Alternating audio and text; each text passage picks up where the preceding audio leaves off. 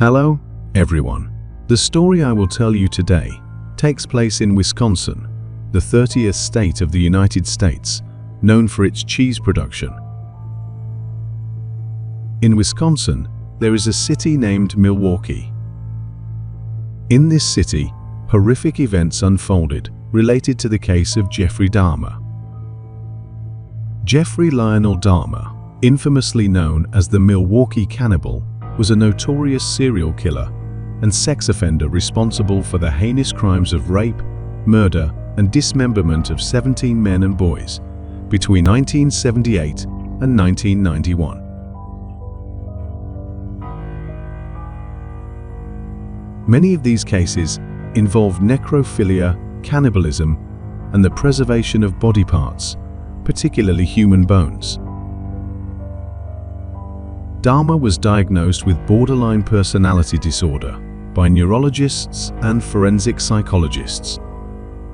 However, the judge ruled that he was fully competent in a legal sense throughout his trial. As the perpetrator of 15 out of 16 murders in Wisconsin, Dahmer was sentenced to life imprisonment on February 15, 1992. He received an additional sentence for a murder committed in Ohio in 1978. As a result, on November 28, 1994, Dahmer was killed by another inmate, Christopher Scarver, at Columbia Correctional Institution, where they were both serving their sentences.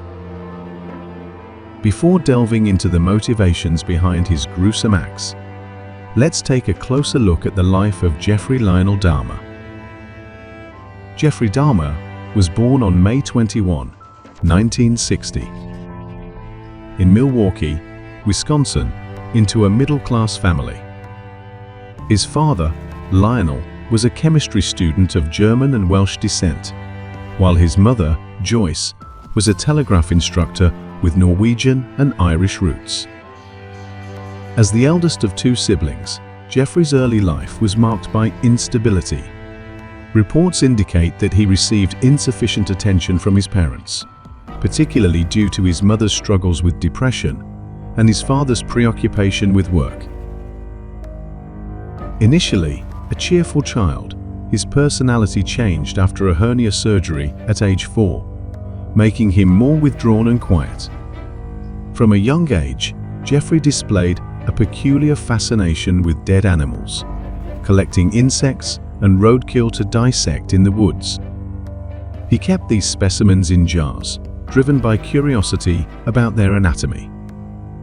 This obsession may have originated from his childhood interest in the sound of bones, as his father cleaned the basement.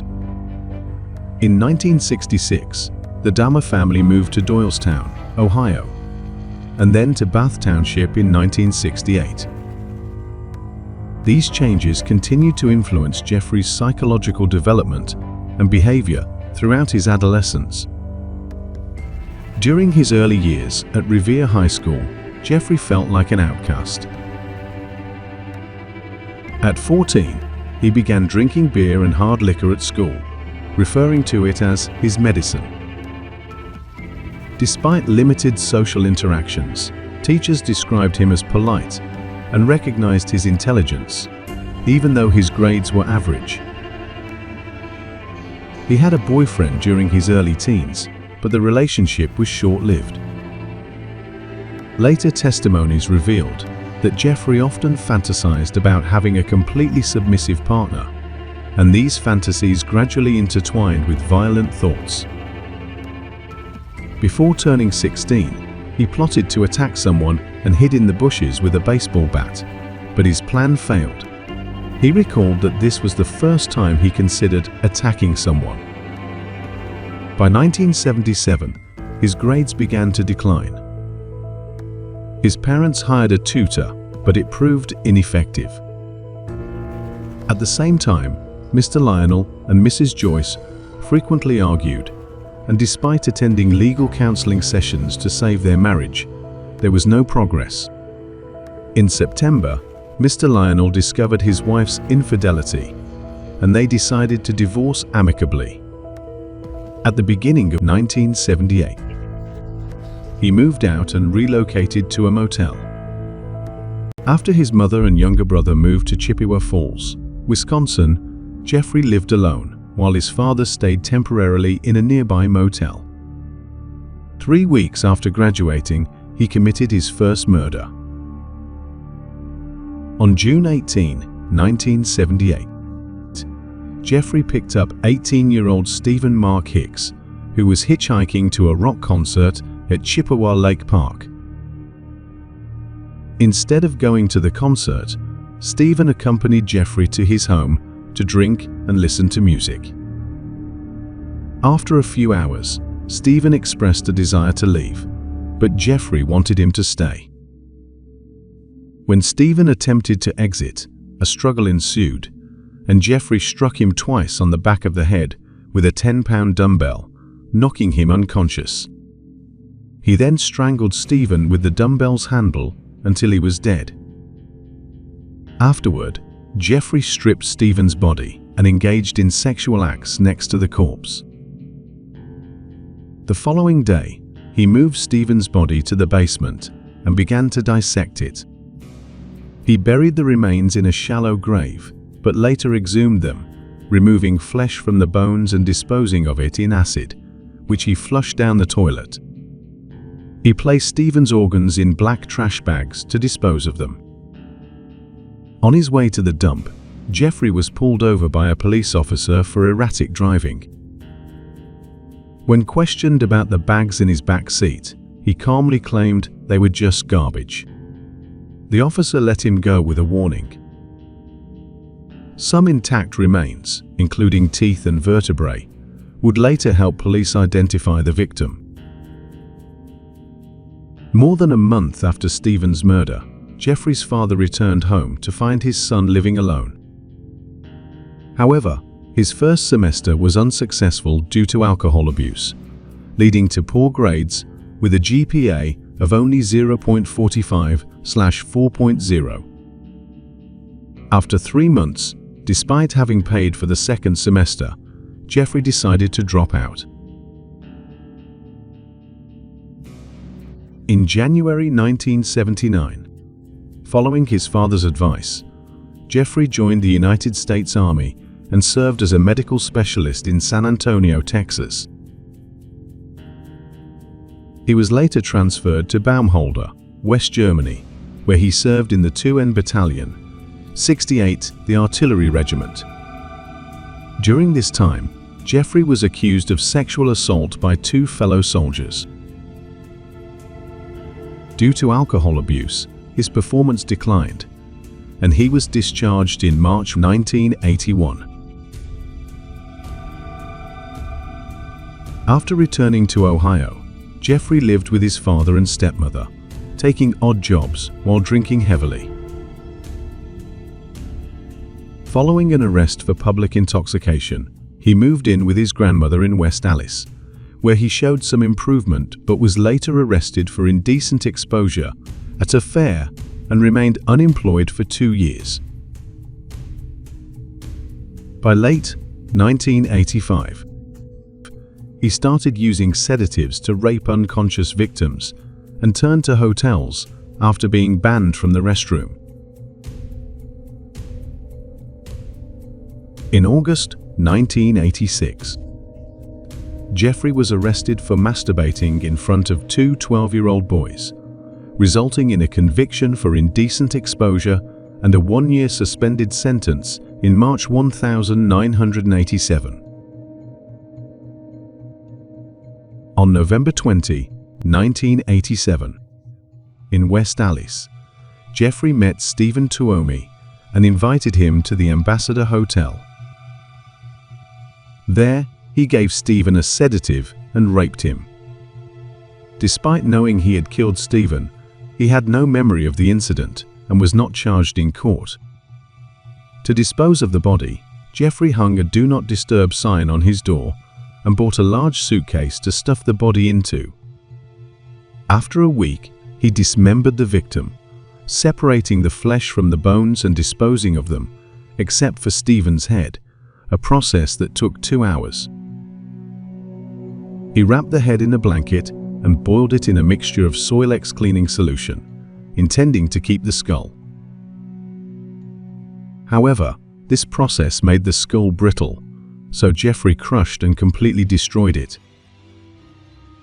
After the incident with Stephen Tuomi, Jeffrey actively sought more victims, primarily those he knew from bars.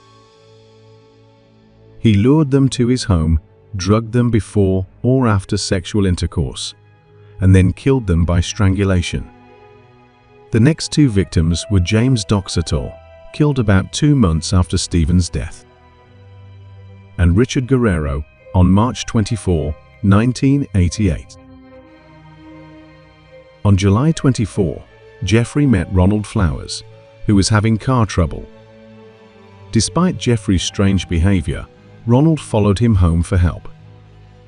After declining an offer of alcohol, they drank coffee, during which Ronald felt Jeffrey's intense gaze.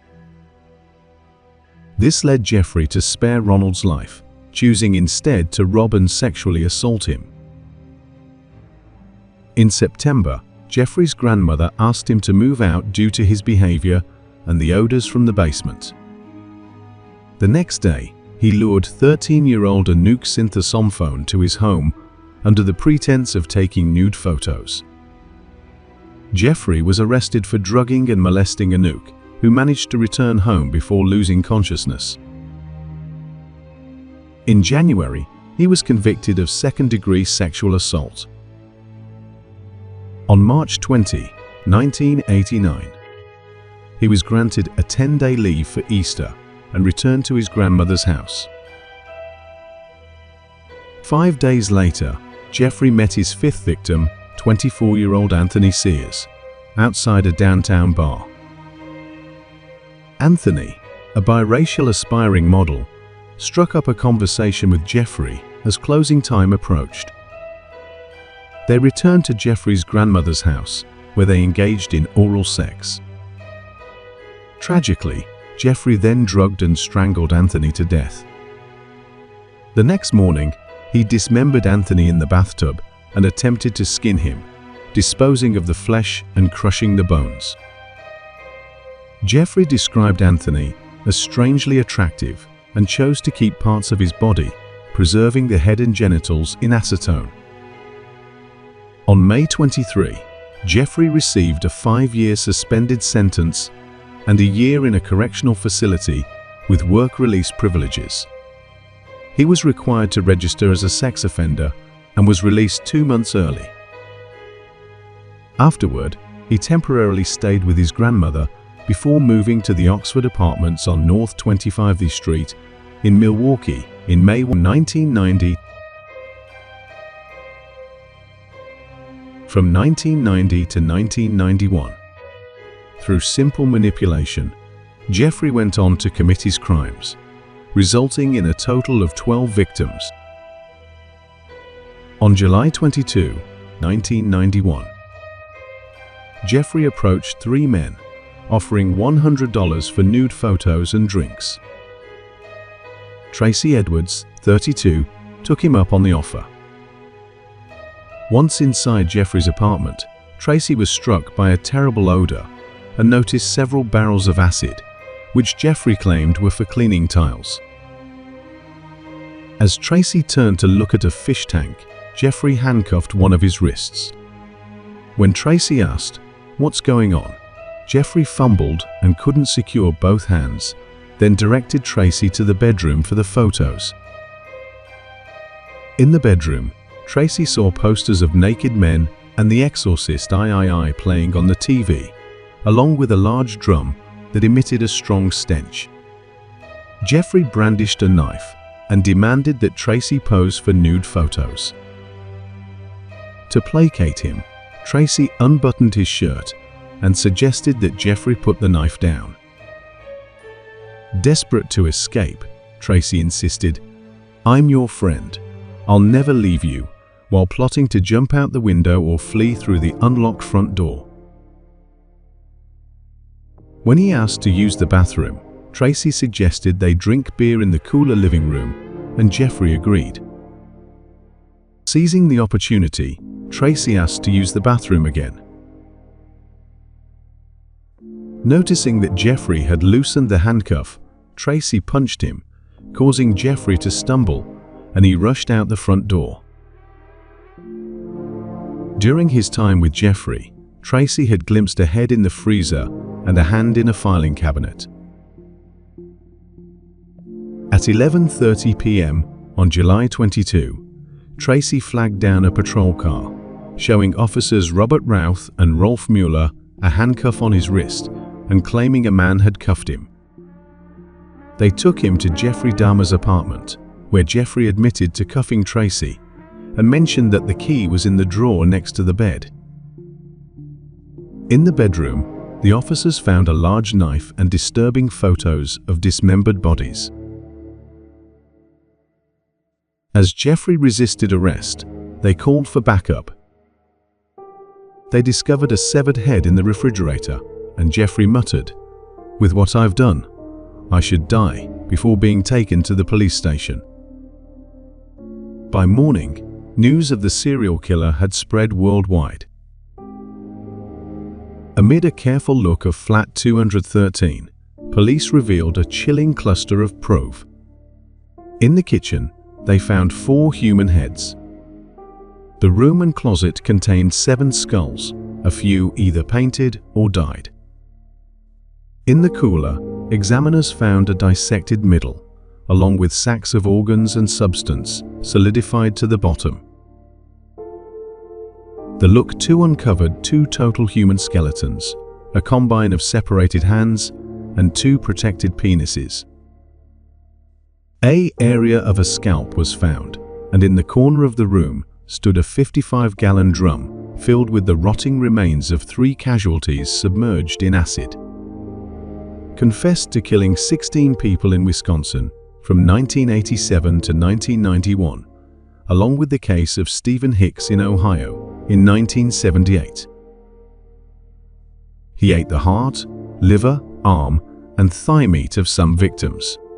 He kept 7 skulls to create an altar with 13 skulls on the table and 2 skeletons beside it. He described the altar as a place to meditate and believed it would give him a sense of power. Jeffrey's trial began on January 30 in Milwaukee. 3 weeks later, he was found legally sane and convicted of 15 murders. He received a life sentence, as the death penalty had been abolished in Wisconsin. Subsequently, he was incarcerated at Columbia Correctional Institution in Portage, Wisconsin. On the morning of 28 November 1994, Jeffrey Dahmer, serving multiple life sentences for the brutal murders of 17 young men and boys, was attacked by fellow inmate Christopher Scarver while performing his assigned cleaning duties in the prison gym at the Columbia Correctional Institution.